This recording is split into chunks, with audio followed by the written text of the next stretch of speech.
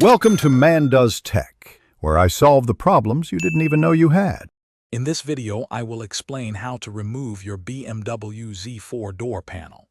First, always disconnect your car's battery for safety. Gather your essential tools, including plastic trim removal tools and various screwdrivers. Begin by locating and carefully removing any visible screws that secure the door panel to the door frame. This ensures a safe and smooth start to the process. Next, focus on the trim pieces. Use a plastic trim tool to carefully pry off the inner door handle trim cover. Often, you will find additional screws hidden beneath this trim, so remove those.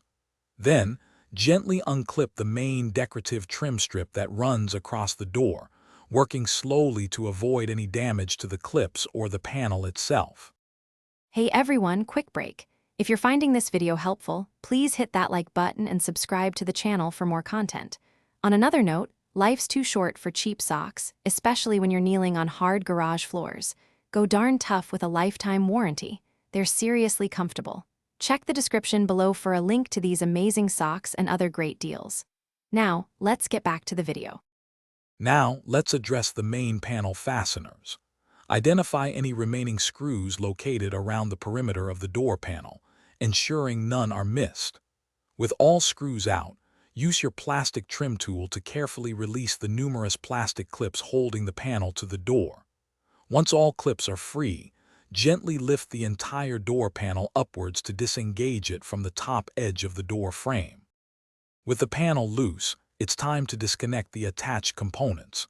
Carefully unclip and unplug all electrical connectors, such as those for window switches or lights. Next, detach the door handle cable from its latch mechanism, usually by rotating it and pulling it free. Finally, remove any other components like speakers or courtesy lights still connected to the panel, and your door panel is fully removed. Thanks for watching. If you found this helpful, don't forget to like and subscribe.